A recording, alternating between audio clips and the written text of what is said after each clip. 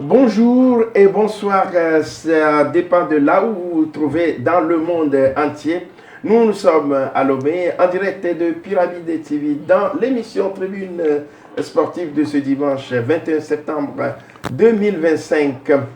Nous allons tout simplement vous guider dans l'actualité sportive. Le débat sera ouvert tout à l'heure et vous aussi, partout où vous êtes, vous avez l'œil, l'idée pour nous accompagner.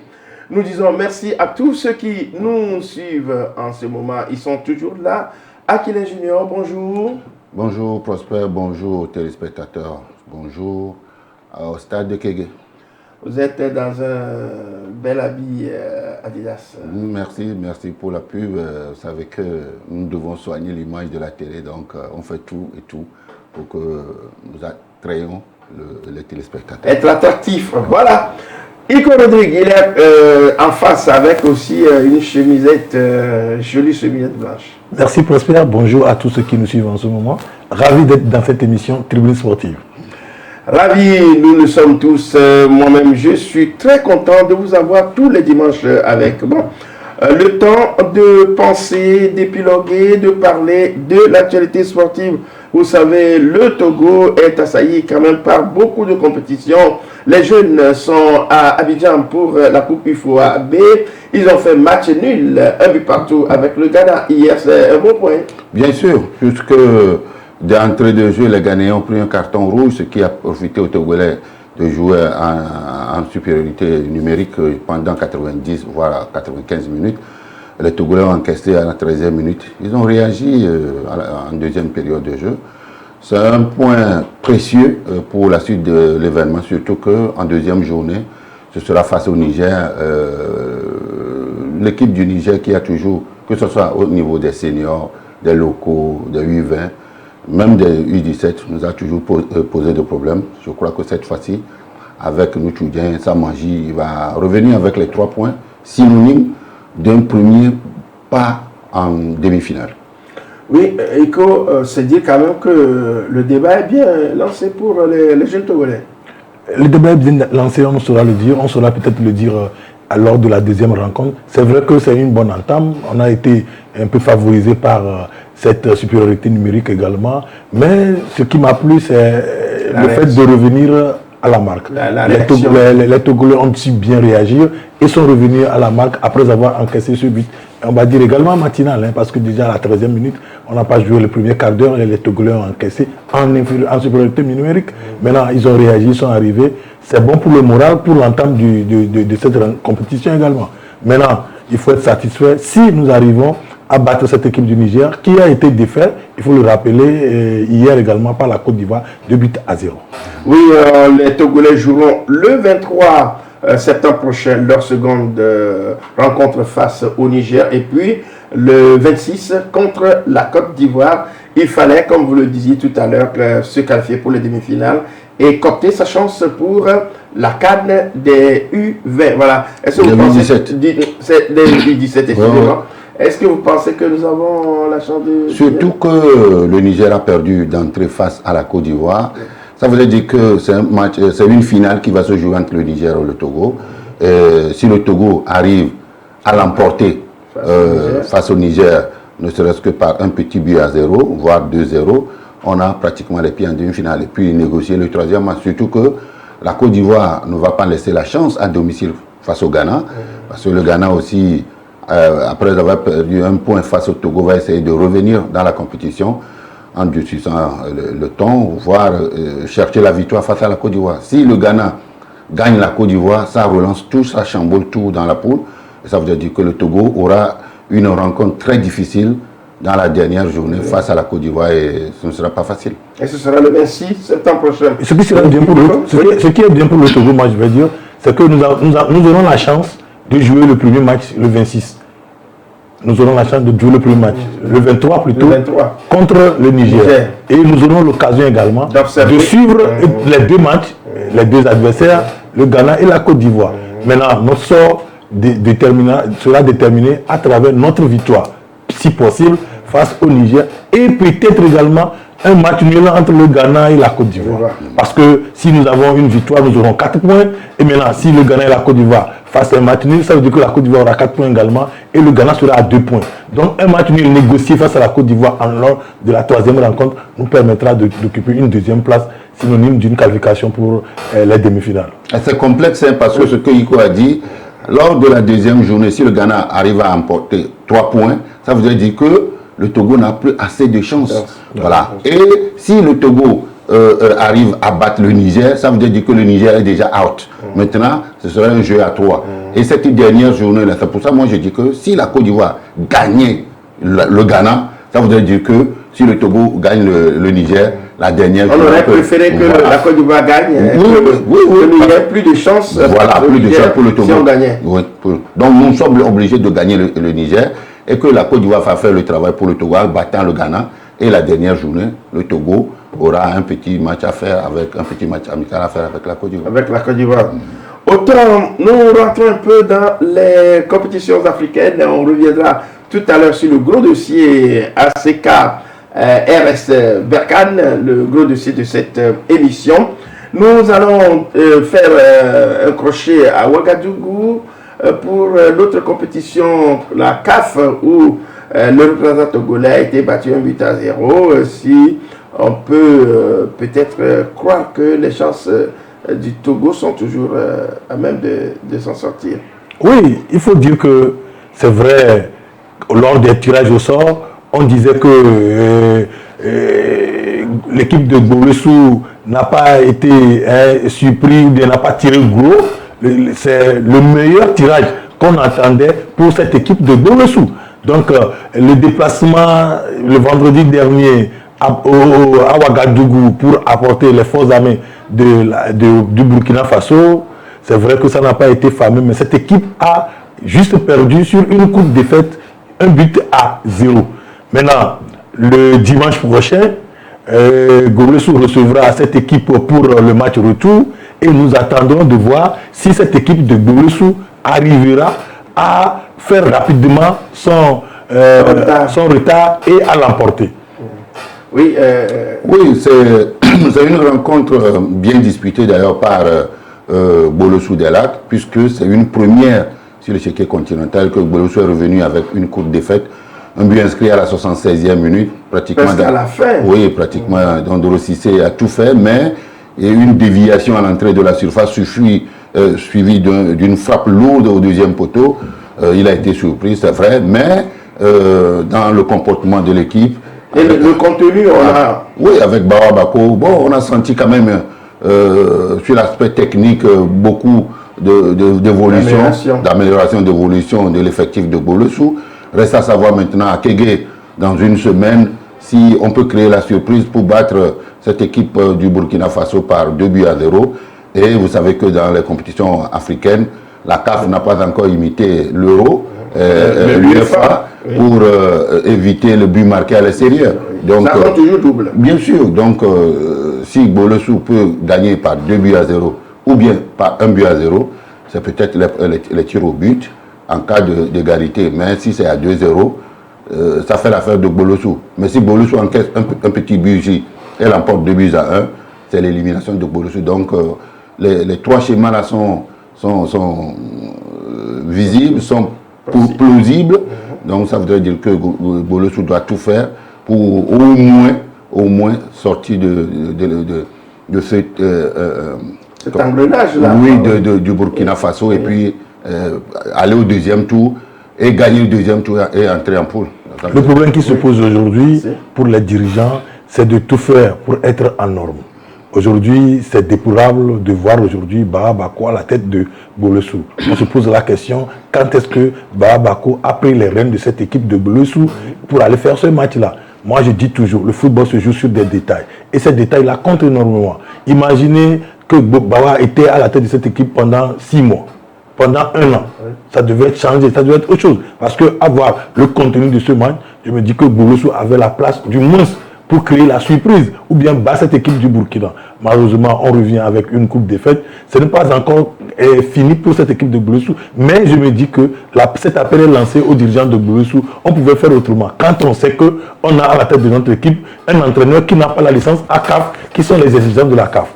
Maintenant, on fait appel à Bara Bako à 2 semaines de cette rencontre. Je crois qu'il ne peut que, comme on le dit, la belle femme ne peut donner que le meilleur de ce qu'elle a.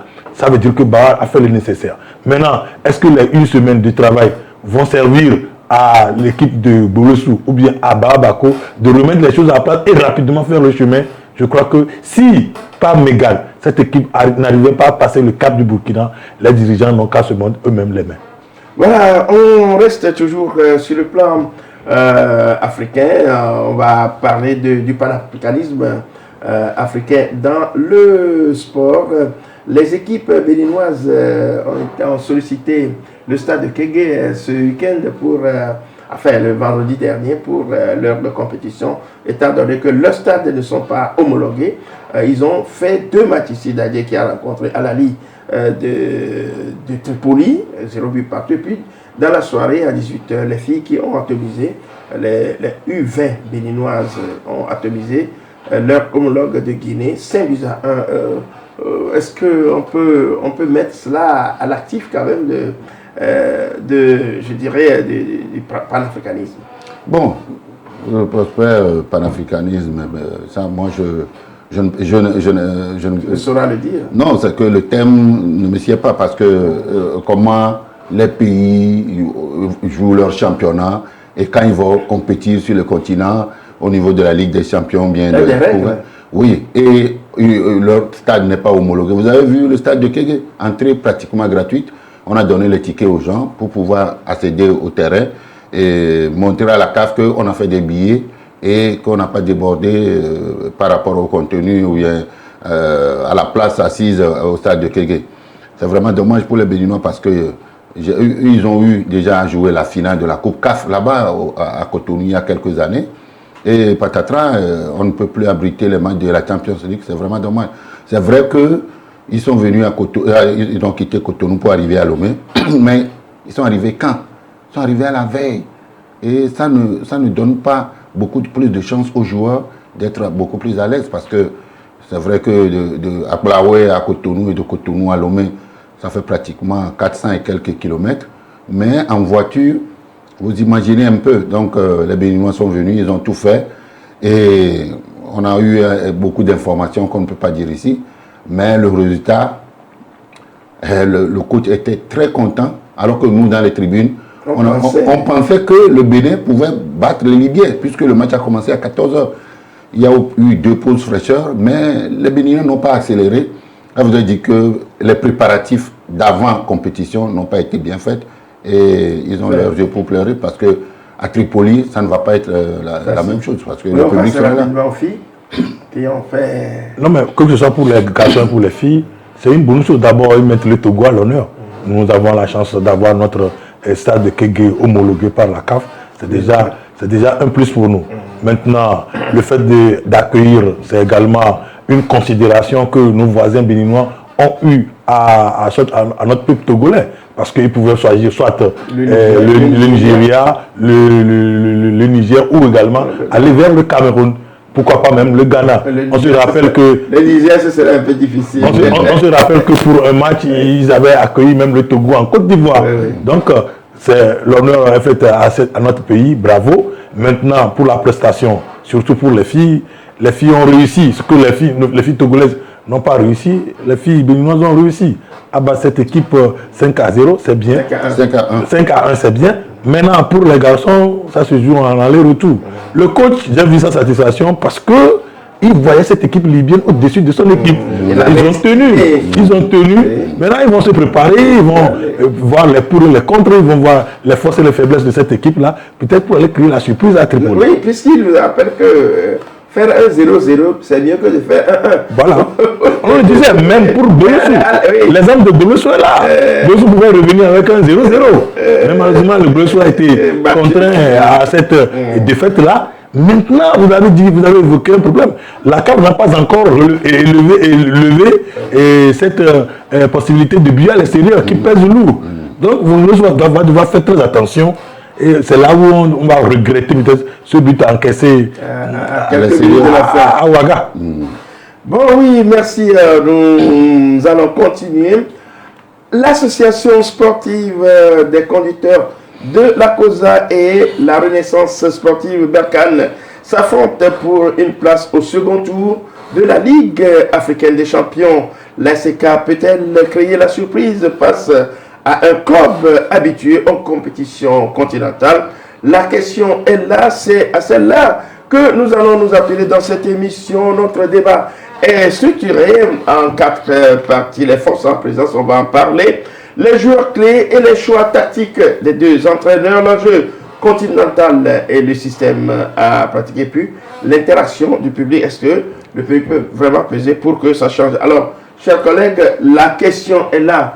L'ASK rencontre cet après-midi une équipe qui, franchement, reste au-dessus de la mêlée étoile, plutôt Coupe de la CAF. C'est une équipe qui, en 2012, qui est créée en 1930 et qui a fait son temps. Et en 2012, l'équipe s'est transformée, s'est muée donc en club professionnel.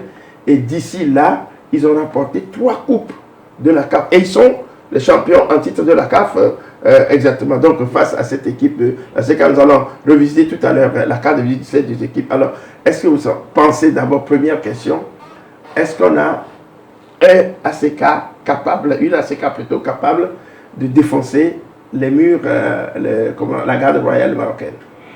L'équipe de l'association sportive des conducteurs de la COSA a les armes. Parce que cette équipe-là, ma foi, pour ces années en compétition CAF, a déjà de l'expérience. Oui. Vous vous rappelez que cette équipe a déjà fait 5 ans sur le continent. Donc moi, j'estime que 5 ans déjà sur le continent a de la matière pour pouvoir affronter cette équipe de Renaissance Berkane. C'est vrai, quand vous parcourez un peu l'historique de cette équipe de Renaissance Berkane, c'est une équipe qui a plus d'expérience sur le continent que ASK. Mais nous sommes en football, et en football, on le dit, 1 plus 1 ne font pas forcément 2. Ça veut dire quoi? Ça veut dire que si ASK se prépare bien, nous allons revenir là-dessus, peut aborder cette équipe, cette rencontre avec sérénité. Et je dis, pour une qualification, ça se joue sur 2 fois 90 minutes. Et on attendra de voir. Maintenant, aujourd'hui, ce sera l'aller, on verra la réaction de nos joueurs avant de faire une projection sur le match retour. Oui, mais on ne joue pas le championnat pour être champion et ne pas peser sur le continent. ASK, même si c'est une première pour ASK est obligé de faire le résultat, surtout à domicile. Et vous savez aussi que les Marocains, de par leur club en compétition continentale comme le Phare, Force Armée Royale, le Wydad, le WAC, tout cela, c'est des clubs qui gagnent les compétitions, que ce soit la Ligue des Champions, que ce soit la Coupe CAF. Donc aujourd'hui, ASK a la chance de recevoir premièrement et puis de repartir au retour chez Berkane. Vous savez que là-bas, Fodé aussi est passé par là pour être aussi un attaquant dans le Golfe aujourd'hui. Donc, comme l'a dit Prosper, le club Berkane a commencé la professionnalisation de cette équipe-là à partir de 2012. Et le club-là a gagné beaucoup de titres.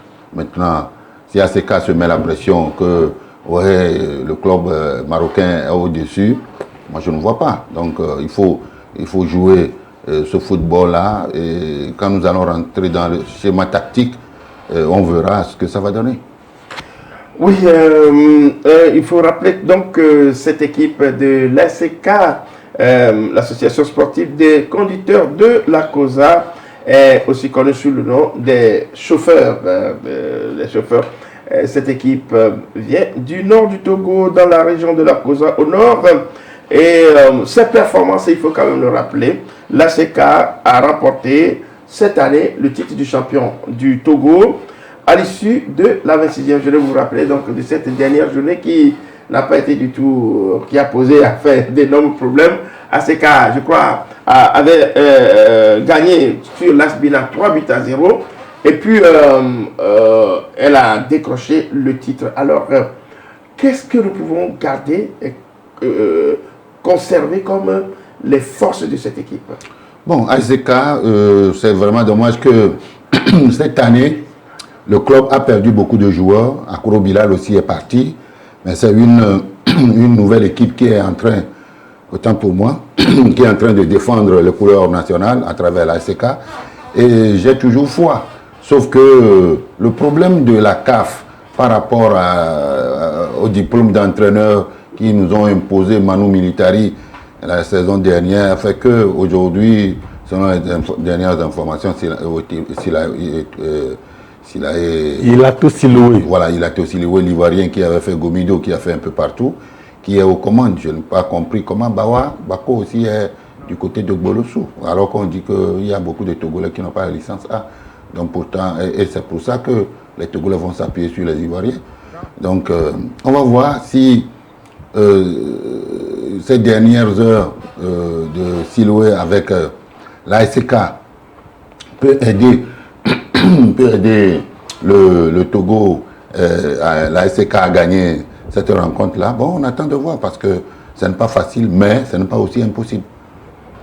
L'ASK a pris la résolution de partir sur de nouvelles bases et de mettre sur pied un centre de formation qui va former ces joueurs pour être un peu autonomes.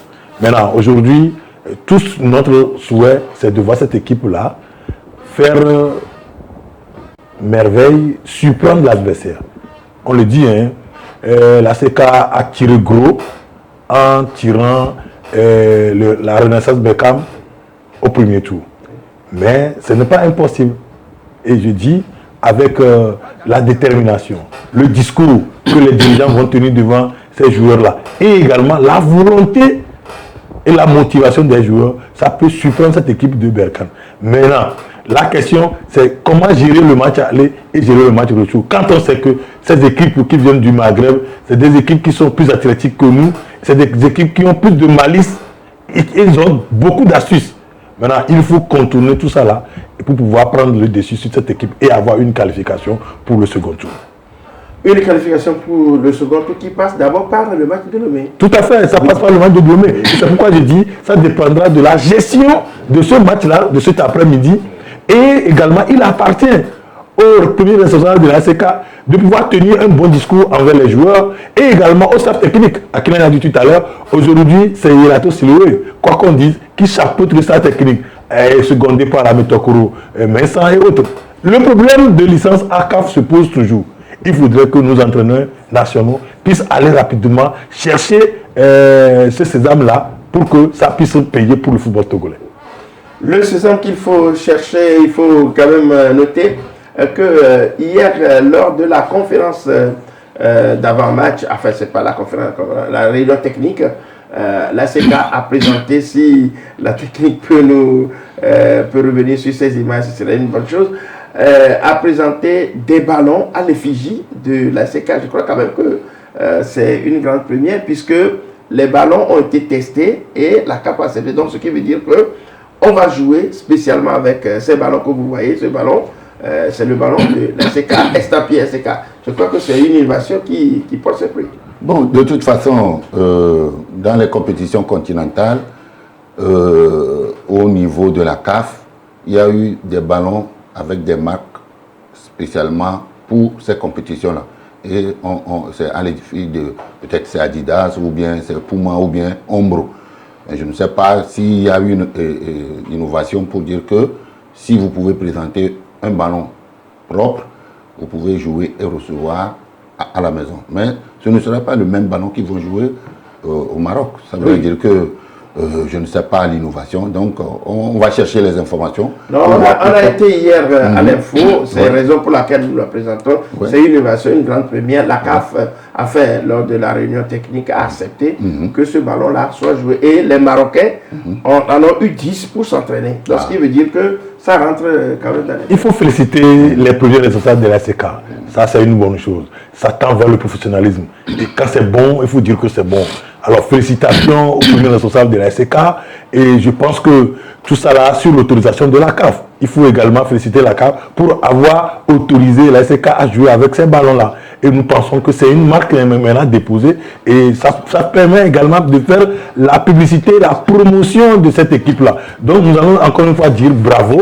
Bravo à ces premiers responsables. Maintenant, que vivement que cela puisse motiver les joueurs pour que ces joueurs-là puissent se transcender et donner le meilleur d'eux-mêmes cet après-midi face à cette équipe du Maroc. Moi, je crois que ASK a la chance de rencontrer cette équipe marocaine qui n'est pas, bon, quoi qu'on dise, qui a gagné la Ligue des Champions et la Coupe CAF, mais quand vous voyez les générations qui arrivent, ce n'est plus les mêmes joueurs qui ont gagné les dernières coupes pour Renaissance Berkane.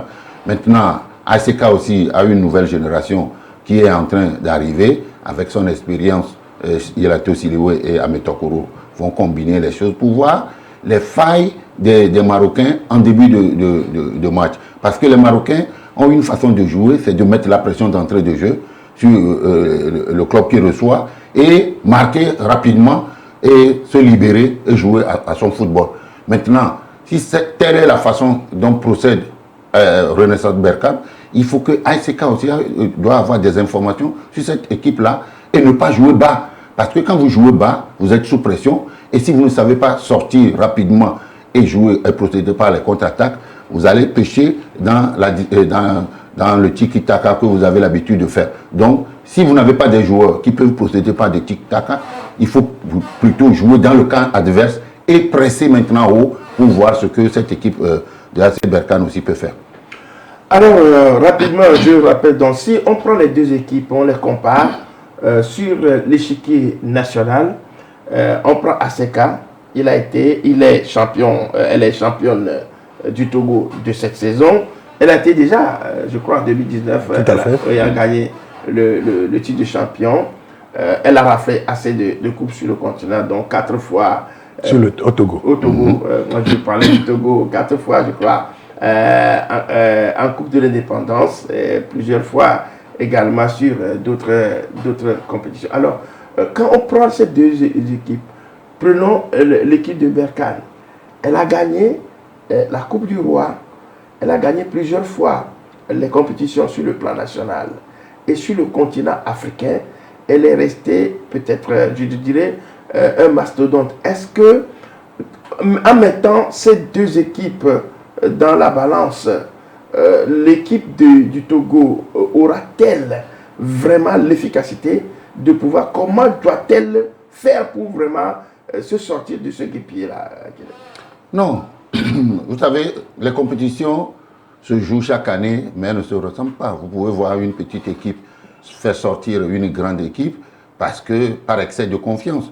Berkane peut venir ici et dire, bon, nous avons eu les informations, on a vu ASK jouer, ce n'est pas une grande équipe, ce n'est pas une équipe une foot de guerre, donc nous allons procéder ainsi. Et dans la réaction de ASK, ça va être le contraire. Elle va dire, bon, nous avons en face de nous une grande équipe qui a gagné beaucoup de compétitions. Vous avez parlé du complexe. Oui, donc nous n'allons pas jouer complexé. Nous allons sortir notre jeu, nous allons prouver qu'à domicile, nous sommes plus forts.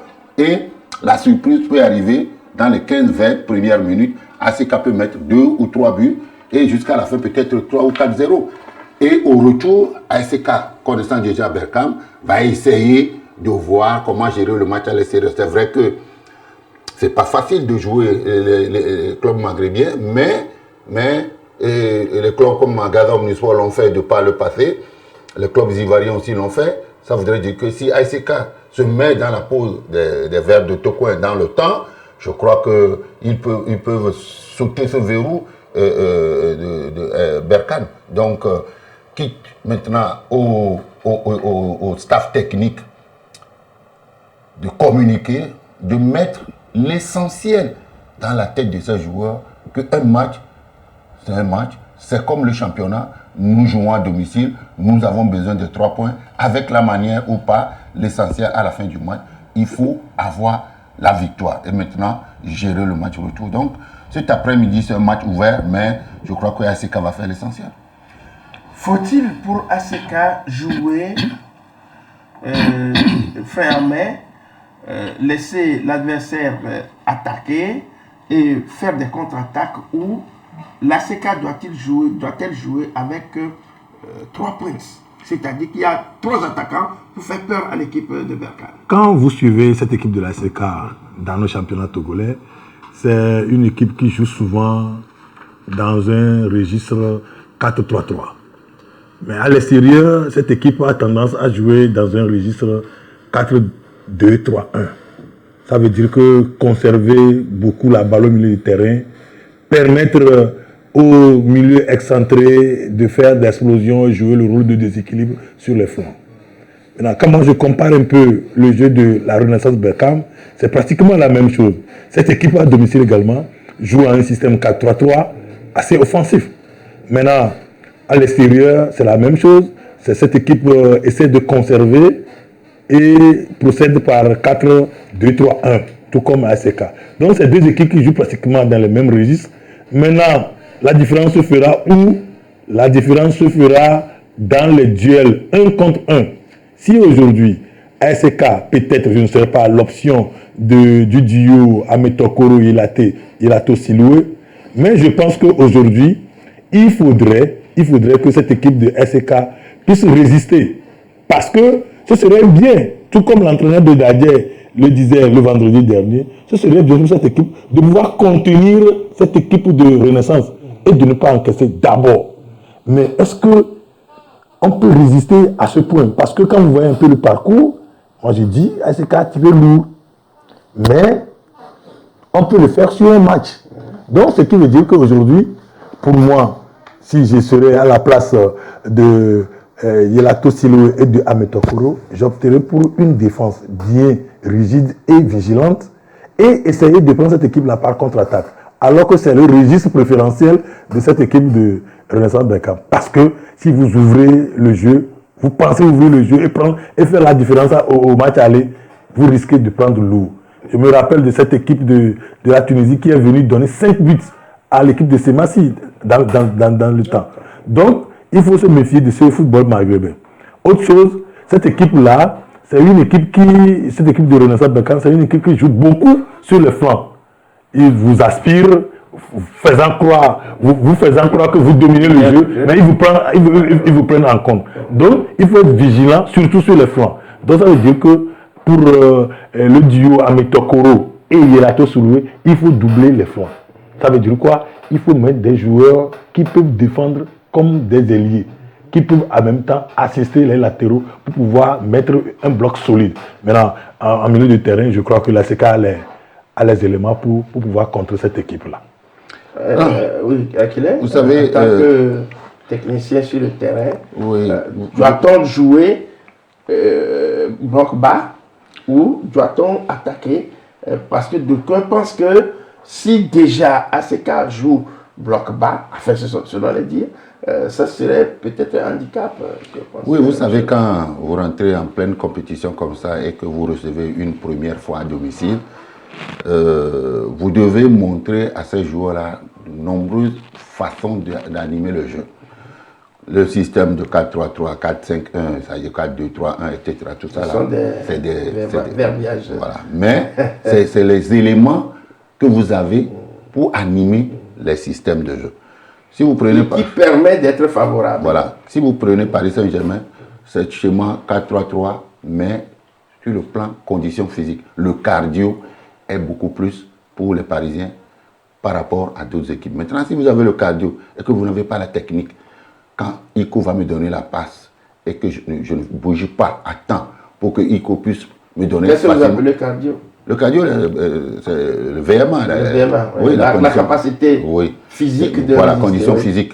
Donc, si nous jouons en triangle et que nous avons un adversaire en milieu ici qui va empêcher Iko de jouer vers toi, il faut que moi, j'ouvre beaucoup plus bas pour que Iko puisse, de l'intérieur du pied, tourner et s'appuyer sur moi. Ce jeu de triangle-là, si les joueurs ne l'assimilent pas, quelle que soit l'animation de jeu que vous aurez, le rapprochement, etc., le renversement, tout, vous allez pêcher. C'est pour ça que dans les séances d'entraînement, il faut mettre beaucoup plus de difficultés. Vous pouvez mettre, par exemple, 8 joueurs contre 11 pour voir la réaction quand on crée le surnombre, comment le groupe qui est en infériorité numérique va s'en sortir. C'est pour ça même que vous allez voir aujourd'hui, quand le ballon arrive à un niveau, les joueurs s'appuient sur le gardien pour relancer le ballon, pour que eux, qui n'ont pas la latitude de sortir en petite touche de balle, de mettre la pression sur l'adversaire. Maintenant, c'est au niveau intellectuel et comment dirais-je, la connaissance. Quand je parle d'intellectuel, la réflexe, oui, de comment le joueur a assimilé les séances d'entraînement par rapport à ce que présente l'adversaire. Si Iko est un grand dribbleur, un grand technicien, vous pouvez mettre votre dispositif dans son contrôle, dans son amorti, de comment il remet le ballon. C'est toujours facile pour lui, alors que les adversaires qui n'ont pas le même niveau que lui, ils vont courir dans le vide. Donc c'est pour ça que les Maghrébiens arrivent à dominer les suites sahéliennes. Subsahéliennes. Voilà. Donc aujourd'hui, si vous ne jouez pas regroupé, vous ne déployez pas beaucoup d'efforts pour lire le jeu et surprendre l'adversaire, vous n'aurez pas le ballon. Et c'est sur ça que les Maghrébiens, sur 2-3 touches, en contre, ils vont vous mettre les buts. Okay. Alors, la question maintenant, c'est de savoir quel est, au-delà du statut des deux équipes, je le rappelle encore, cette équipe maghrébine reste quand même le détenteur de la Coupe CAF. Et elle est aujourd'hui champion. C'est la première fois qu'elle gagne le titre du champion du Maroc. C'est leur championnat, je crois, c'est le Botola, je sais pas, qui couronne ce championnat. Alors, quel serait l'enjeu continental pour l'équipe de la CK? Si il arrive aujourd'hui, on sait que ACK a déjà été en poule sur le continent, oui. Pour C'est ASCO qui a déjà été en poule. Oui, donc pour ACK, ça doit être une première. Non, maintenant, ça passe par cette rencontre-là. Pour la Ligue des Champions. Pour la Ligue des Champions. Oui. Aujourd'hui, pour la Ligue des Champions. Mais aujourd'hui, je pense que la pression est plus sur la Renaissance Berkane pour ce match-là. La pression est plus sur la Renaissance Berkane parce que quand on parle du vécu sur le continent, la Renaissance Berkane a plus de vécu. Mais pour ASK aujourd'hui, c'est un petit poussé devant un ordre. Mais il faut sortir le meilleur. C'est pourquoi nous disons que ASK doit faire son jeu. Ça passe par le discours, je viens de le dire, la détermination et la volonté de ces joueurs-là à aller affronter cette équipe-là. Donc aujourd'hui, nous allons demander à ce que d'abord le staff technique soit très inspiré à composer une équipe solide, à affronter cette équipe-là, et autour de ça, le discours des dirigeants à pouvoir motiver ces joueurs. Au-delà maintenant, le troisième point, c'est la détermination de ces joueurs-là à vouloir montrer que, attention, nous avons fait un championnat togolais et nous méritons d'être leaders, nous méritons d'être premiers, nous sommes champions du Togo. Ça veut dire que nous voulons valoriser nos championnats togolais, nous voulons nous mettre nous-mêmes en valeur. Je pense qu'à l'issue de ça, on peut négocier un bon match face à cette équipe que nous considérons comme un ordre du continent. Pour ajouter à ce que Iko vient de dire, vous savez que le discours est vraiment important. Et la motivation, le mental, si vous ne préparez pas mentalement les joueurs, ils vont tomber du coup dans le jeu de l'adversaire et ça capote et après vous allez regretter. En fin de compte, quand vous allez revoir les matchs, vous allez dire, ah, si on savait. Maintenant, aujourd'hui, qu'est-ce que nous devons faire? Si nous allons procéder à un 4-4-2 ou bien à un 4-3-3, il faut le regroupement autour du ballon. Et lorsque les milieux du terrain ont le ballon, il faut que les latéraux soient toujours présents, les pistons soient toujours présents dans un vide. J'ai vu le match de Dadja la fois dernière. Dadja a pêché parce que les latéraux quand l'entraîneur, dans les conditions, il a préparé le match, il a peur que ces latéraux-là, quand ils montent, peut-être sur le plan technique, ils n'ont pas le niveau. S'ils perdent le ballon, le retour ne sera pas vite et l'adversaire peut procéder et passer par là pour marquer. Donc aujourd'hui, il faut que les latéraux jouent beaucoup plus sur le plan offensif lorsque l'équipe est en train de monter. Et les ailiers aussi doivent revenir aider les latéraux lorsqu'on perd le ballon. Si ce jeu de flux et de reflux ne se fait pas entre les pistons, entre les latéraux et les ailiers, je crois que le déficit, ça va être ça. L'équipe, je rappelle quand même qu'en 2024, l'ACK a pris part à la Coupe de la Confédération et a franchi le premier tour préliminaire en éliminant Aspad. On se rappelle du Niger, 2 buts partout à Lomé, puis on se rappelle de ce 2-0.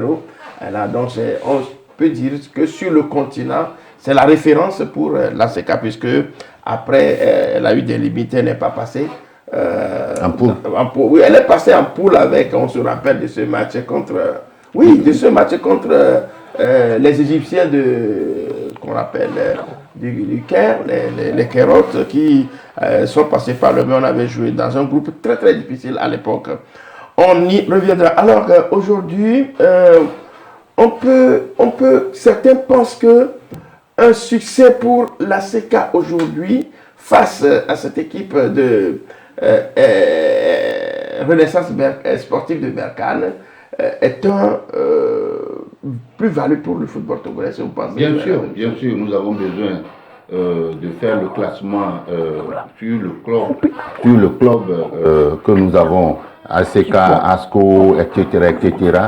Ils ont déjà beaucoup de choses à faire parce que on ne peut pas faire de mauvaises choses au niveau de la sélection nationale et le classement FIFA qui est à 120, et que sur les clubs aussi, on imite la sélection locale ou bien la sélection nationale. Donc, le classement au niveau des Maghrébiens, c'est que chaque saison, ils jouent pratiquement les quarts ou les demi-finales. C'est pour ça, vous verrez que les Maghrébiens ont 3 ou 4 représentants sur la Coupe CAF et la Ligue des Champions. Aujourd'hui, si ACK arrive à rentrer en poule, je crois que ça va être un bonus pour le football togolais parce que ça donne beaucoup plus de valeur. Maintenant, pour cette première journée, malheureusement, on est tombé sur Beckham. Ce n'est pas comme il y a quelques saisons où on est tombé sur les Nigériens, où on les a gagnés ici. Mais aujourd'hui, quoi qu'on dise, le football, c'est pour les Togolais, c'est pour les Marocains. À Kégué, il faut que l'ASK fasse tout pour redonner la confiance à ce football togolais qui, depuis un temps, est en train de bégayer. Et je crois que ASK, avec son président, ils ont l'obligation de résultat cet après-midi. Oui, ils étaient hier aux côtés de l'équipe aux entraînements. L'équipe avait aussi a reçu le soutien du coach national et puis d'autres entraîneurs qui étaient là, Nibambe Daré et ces autres entraîneurs qui étaient arrivés. Alors pour vous, Iko, quelle incidence un succès, une élimination de RS Berkane peut susciter pour le football togolais? Vous savez, la CAF et la FIFA ont mis un système en place pour jauger le classement. Vous vous rappelez, ces classements prennent en compte, c'est ce que beaucoup ne savent pas, ces classements prennent en compte les compétitions des jeunes, les compétitions des clubs et la sélection A. Donc aujourd'hui, nous sommes d'accord que la Renaissance Berkane est au-dessus de ASK. Maintenant, si ASK arrive à prendre le dessus sur Renaissance Berkane, ça donne du point pour le championnat togolais, ça donne du point pour le classement du Togo dans le classement FIFA CAF. Donc c'est déjà un plus. Aujourd'hui, quand vous voyez les tirages au sort, la FIFA met des chapeaux. Et les chapeaux, c'est compte tenu des performances et des classements. Ça fait que les chapeaux 1 ne peuvent que recevoir d'abord le match retour à domicile. Les chapeaux 1 ne peuvent avoir d'adversaires que ceux qui sont les chapeaux qui sont en bas d'eux. Ça fait que des fois, les tirages au sort en prennent compte. C'est ça qui a amené ASK à tirer gros Berkane. Pour Berkane, on dit bon, on a tiré mieux que de tirer peut-être les Mamelody Sundowns, les Wydad Athletic Club ou bien les National du Caire. Vous voyez? Donc c'est ce classement-là que nous allons chercher aujourd'hui à créer la surprise en battant la Renaissance Berkane. Voilà. Et qu'est-ce que cela peut être du côté de Berkane si est-ce qu'il y a vraiment une chance que ce club aussi huppé pourra laisser sa peau dans cette joue, puisqu'on joue à Lobé après. Ce sera, je rappelle que le RC Berkane joue sur son petit stade de 15 000 places, mais qui a de la valeur. C'est arrivé à Gaza Omnisport qui allait battre les Camerounais là-bas, 4 buts à 1, et puis au retour, 3 buts à 0. C'était les propriétaires de Moutero Rafiou, parce que personne ne vendait cher la peau de Gaza Omnisport de Lomé. Et vous savez que si vous arrivez à bien entamer la compétition, ça voudrait dire que progressivement, vous allez rentrer en poule. Il suffit cette année de faire 2 victoires. Il suffit de faire 2 victoires et puis rentrer en poule. Quand vous rentrez en poule, vous rentrez dans le money zone. Ça veut dire que Berkane peut perdre aujourd'hui et être éliminé au premier tour et au deuxième tour et tomber sur une autre formation qui aussi a beaucoup de difficultés et ACK en profite, peut-être à l'aller, à l'extérieur et au retour, se qualifier à domicile et rentrer en poule. Donc, le Togo aussi peut jouer comme ça peut arriver comme à l'AS Togoport l'avait fait. Personne ne croyait, ne comptait sur l'AS Togoport. Et petitement, avec Feu Aïvi et Kouevi, on est rentré en poule. Et ça, c'est depuis 2017. Et jusqu'à aujourd'hui, on n'a plus cette chance-là. Maintenant, le travail que les conducteurs de la COSA sont en train de faire, on va les juger cet après-midi et pronostiquer sur le match au retour si on peut quitter le premier tour et jouer le deuxième match. Alors, sûrement et certainement que est-ce que le public peut compter sur oui, le public, vous savez. Moi, je ne pense pas que c'est le public qui va compter sur ACK, mais c'est ACK plutôt. Non, son apport. Oui, c'est ACK qui va compter sur l'apport de ce public-là. Et nous appelons tout le monde à se retrouver tout à l'heure au stade de Kégué. À partir de 15h. À partir de 15h. Déjà à 14h, il faudrait que le stade soit plein. Nous savons que les conducteurs sont en blanc, en bleu-blanc, que nous soyons tous en bleu-blanc pour pousser cette équipe de SK, parce que Berkane c'est en jaune-noir, jaune-vert des fois. Voilà. Donc nous serons tous en blanc-bleu ou bien en bleu-blanc pour pousser ces conducteurs-là, au moins faire le public, jouer au public pour que ça puisse mettre donc, encore. Ça veut dire que nous sommes sur le voilà. Nous allons accompagner cette équipe de SK pour que cette équipe puisse se sentir encore motivée et très accompagnée. Et je dis, c'est juste des détails. Quand vous allez dans le haut niveau du football, on vous dira que le football, c'est juste des détails. Un coup de pied à envoyer peut permettre au ballon d'aller au fond des filets. Un coup de pied hésité peut permettre à ce que vous ratez un but. Donc, nous tous, nous allons être de cœur avec cette équipe d'ASK et les pousser à créer la surprise déjà ici. Moi, je crois que Yiko a lancé le ton, il a donné le ton, il a appelé le public sportif, les téléspectateurs, ceux qui continuent pas à nous suivre à la fin, qui sont au Togo, de se rendre à Kégué. Maintenant, à Kégué, il faut que le public accompagne ASK, il faut qu'on les applaudisse, il faut qu'on les soutienne. Parce que si on arrive à soutenir l'ASK au début jusqu'à la fin, je crois que le résultat va suivre. Et maintenant, si le résultat suit, ça veut dire qu'ils ont préparé le match retour déjà et créer la sensation, créer la surprise. Et au deuxième tour, pourquoi pas ne pas rentrer en poule. Donc, je crois que le public sportif est appelé, la fédération également, tout le monde, de se déplacer à Kégué pour pouvoir suivre ce match AS Berkane et puis ASK du Togo. Oui, les enjeux sont déjà ouverts. L'équipe du Togo, l'association sportive des conducteurs de la COSA, a besoin du soutien de tout le monde face à cette équipe de Renaissance Berkane, un mastodonte du football africain.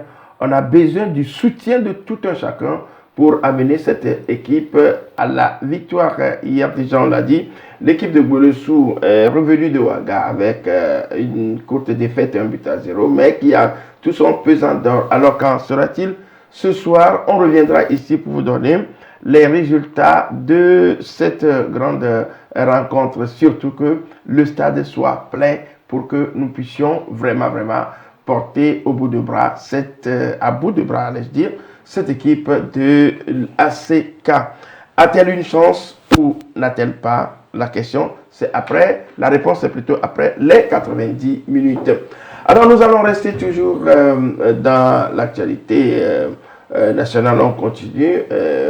Les filles également, les dames se préparent également pour les éliminatoires de la Coupe d'Afrique des Nations. Les filles de Kaïk Tomiti. Oui. Est-ce que vous pensez dans quelques jours, elles aussi rentreront en compétition pour les matchs aller-retour et ce sera le dernier match. Les préparatifs continuent. Est-ce que vous pensez qu'aujourd'hui, Kaïk Tomiti, ses enfants et ses filles ont la chance de passer? Bien sûr. La fois dernière, c'est vrai qu'elles ont perdu devant le Bénin U20 qui est venu battre la Guinée hier, vendredi par 5-1. Vous savez qu'on n'a pas le championnat comme ASCO. ASCO aussi, ASCO féminine était sortie la fois dernière, elle est rentrée bredouille. Maintenant, Kaïk Tomiti a toutes les chances d'avoir toutes les joueuses à ses côtés pour pouvoir préparer le match d'octobre prochain contre le Burkina Faso. Donc, si le Bénin est arrivé à Lomé pour battre la Guinée, pourquoi pas nous, nos jeunes dames ne peuvent pas battre le Burkina Faso. Donc, nous allons encore une fois pousser la fédération et les représentantes togolaises à travailler beaucoup plus, puisqu'on a besoin au moins pour que les filles nous représentent à la phase finale de la Coupe d'Afrique des Nations. Oui, et que c'est sûr que le chemin est déjà ouvert. Bon, le chemin est ouvert, ça dépend de tout ce qui se fait là-bas. C'est vrai que moi j'ai suivi une de leurs séances. Ils sont là, les filles sont là, concentrées autour du staff technique. Maintenant, il faudrait que cela soit pérenne et que Kaïk Tomiti puisse avoir toutes ces joueuses pour composer une bonne équipe pour affronter le Burkina en aller-retour. Nous espérons que cette équipe-là, peut-être, peut passer. On se rappelle, il y a de cela 2 ans, quand on a été éliminé. Donc nous estimons que la revanche doit être prise sur le Burkina. Voilà, nous allons terminer cette émission par le gros dossier qui concerne le classement final afin de tomber.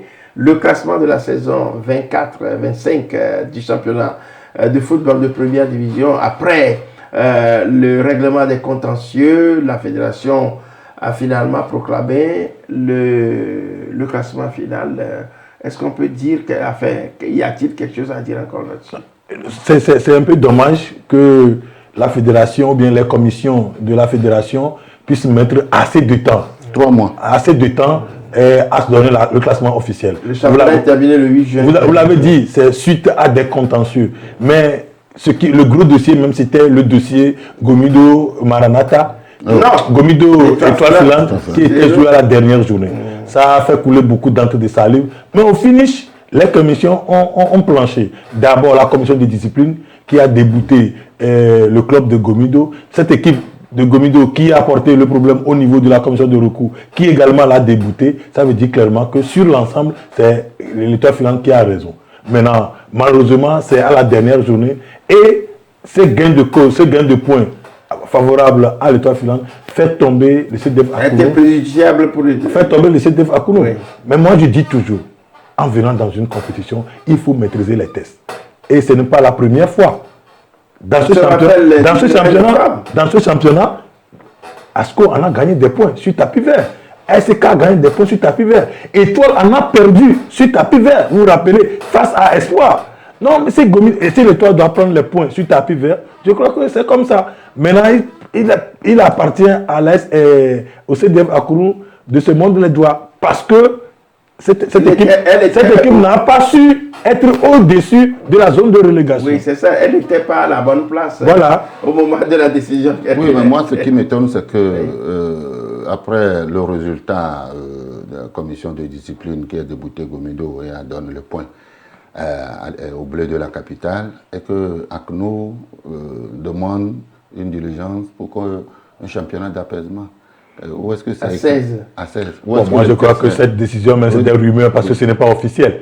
Parce qu'on ne partira jamais de 14 à 16. Et moi, j'estime même que le nombre 14, même, c'est un nombre trop pour ce championnat. Parce que quand moi je vois les performances de nos équipes, nous allons voir ça tout à l'heure, on parle de Boulossou, de la SK sur le continent. Je me dis que si on arrive à canaliser nos énergies, à rassembler nos énergies autour de clubs par localité, ce serait mieux. Parce qu'aujourd'hui, quand moi je vois Asko et ASK, Akara, je vois Semassi, Unisport, TAC et autres, Asokode, je vois Maranata, Gomido, Akpalime, je me dis que c'est une dispersion d'énergie.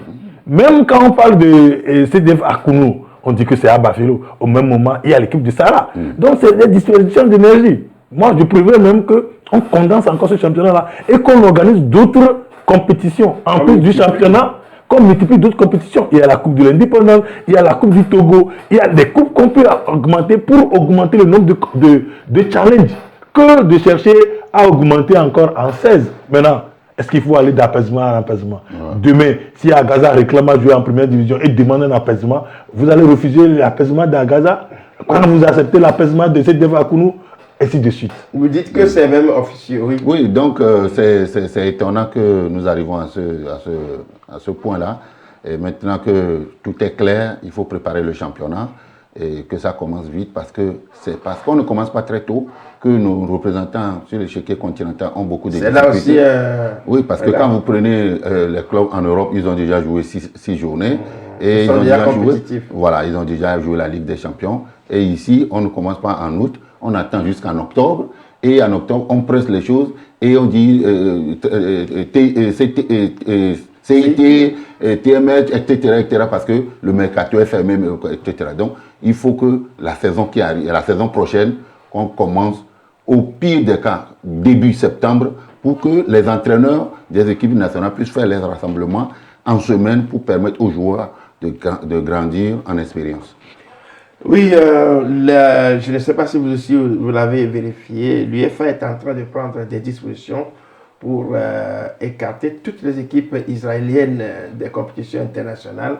C'est une information sur sa limite. Vous savez, quand la Russie a attaqué l'Ukraine, toutes les équipes russes ont été sanctionnées. Voilà que Israël avec le problème de Gaza. Aujourd'hui, l'UEFA est en train de prendre tout ça. C'est à vérifier. Nous reviendrons sur cet élément dans les prochaines émissions. Alors, on est pratiquement à la fin de cette émission. Sûrement que nous sommes dimanche. Il y a un souhait à envoyer à certaines personnes. Oui, Carlos, là-bas, notre cher ami, et puis tous ceux qui nous suivent également dans le Kpélé, parce que hier, on nous a appelé de Kpélé qu'ils nous suivent là-bas. Donc, pratiquement dans le monde entier, nous faisons seulement coucou à tous ceux qui nous suivent tous les dimanches. Et bon dimanche à tout le monde.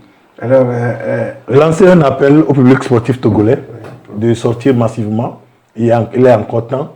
Je crois que les billets pour le plus humble, c'est à 1000 francs pour aller accompagner cette équipe de l'ASK parce qu'aujourd'hui, ce n'est plus ASK de la COSA, mais c'est ASK du Togo. Maintenant, bon vent également, bon dimanche à tous nos téléspectateurs.